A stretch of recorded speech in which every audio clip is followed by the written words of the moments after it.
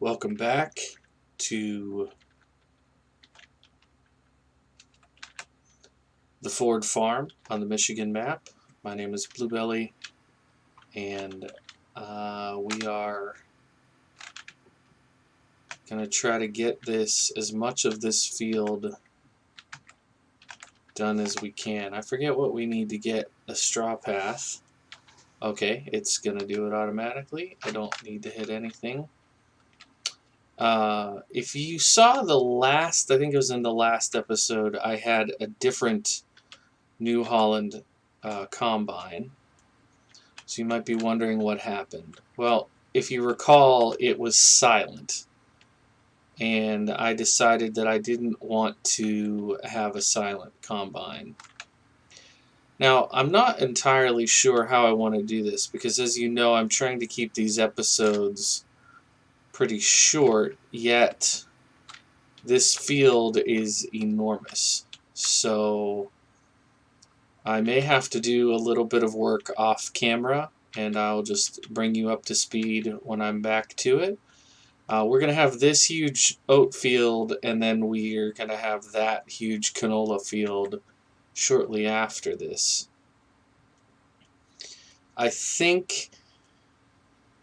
I don't know how much we're going to make off of this, but we're 300,000 in debt, so we have a subsoiler and a planter that will allow us to get another crop in. We own the land, so I'm kind of feeling like we may not want to spend a bunch of money. We might want to just put most of this towards paying down our loan. I'm learning with the different save that I'm running that the loan interest really isn't that bad. The huge expense is when you lease too much equipment. That's when it really gets costly. Start having those leasing fees. So we'll take a look at that. We also may take a look at this strand of trees that we have between the two areas. I don't know if we might want to do something with that. I'm also not entirely sure. You know, we bought that land across the street that I put all the buildings on, but we'll probably break up this field, and I'm not sure how I want to break it up yet. So we're going to be thinking about that. I don't know what we want to do in terms of animals, or if we just want to stick with arable. I would say if we're going to stick with arable, I don't want to be using this size header the whole time. Just being honest. We're also going to want to grab a New Holland baler,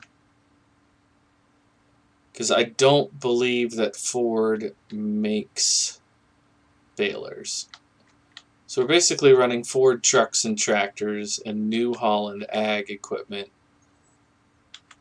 We've got a Ford grain truck that's up there. You probably saw at the very start. We've been using that since day one of this series. I like it. It's an old truck from the OK Used Mods and J&M Farms Facebook group. This, you'll recognize this combine from the base game. I tried to get creative, but the mod that I found was silent, and it just didn't seem quite right for this setup. This one feels a little new for the rest of the equipment on the farm, but we will make do. Now, some of you, depending upon when you're watching this, you might know that there's a new used equipment mod that just recently came out. But from the reports that I'm hearing from other content creators, there are still some problems with that mod. So I'm not going to incorporate that into this series. I'll keep it in mind, but I don't think we'll be incorporating that anytime soon. So I don't know the capacity of this combine, I think we can finish this whole headland. And we'll put whatever we have into the trailer, and then I'll probably do some mixture of having a worker, particularly when I need to run grain cart loads. Oh man, definitely don't want to expand this field any. That train is right there, up close and personal. Is that a road over there? Huh. The old red dirt road, I guess. That little spot would have been a neat place to put some farm buildings. But I really like the map is a little flatter than what I typically do, and the fields are a little bit bigger than what I typically play on. But I'm enjoying it. I'm enjoying this one. It's funny. It's going to be basically like the entire episode is a headland. But I'm trying to keep these shorter.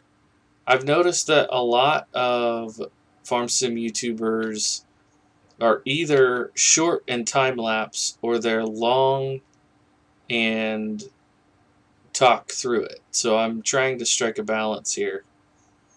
Give you something that is bite size that you can say, oh, okay, he accomplished a headland on a huge oat field.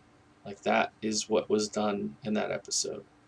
And we'll see how it does. If it goes well, then keep it up. And if it doesn't, then rip-a-rooney, try something else. This thing turns like a battleship. So we may end up needing to do 2 headlands up here on the ends at least.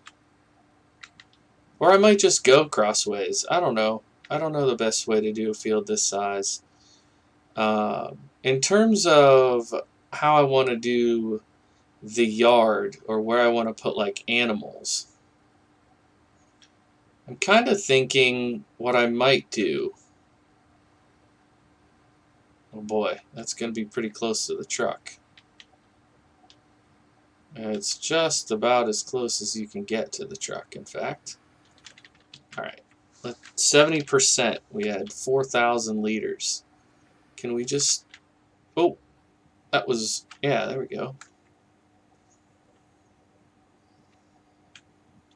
What I'm thinking is maybe I can just cut straight there, right? Straight down to that, and then clear this area as kind of the yard extension, and then this field over here will be our field 13, and then so we'll have this field 13 and that field 14, and we can have our animals here. I'm not sure what we want to get. I mean, what would make sense for Michigan? Probably Holsteins, right? Dairy cows.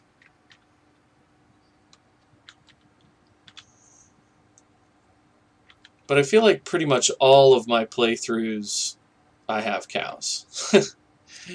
So maybe we do like pigs and chickens, pork and poultry, Michigan pork and poultry. I don't know. We have some time to think about it. We probably have a good few episodes in harvesting before we even come close to having the money to purchase anything.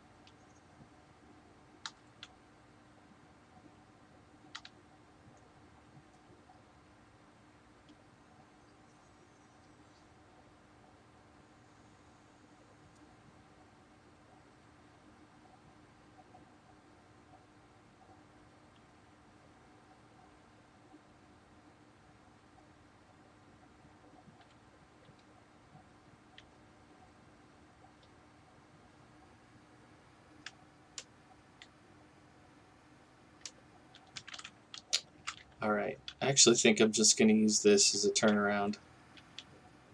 It'll be faster. And now we can get this little section here. It'll feel more attainable. All right, everybody. Thank you so much for watching this episode of the Ford Farm in Michigan. I will catch you next time. Bye-bye.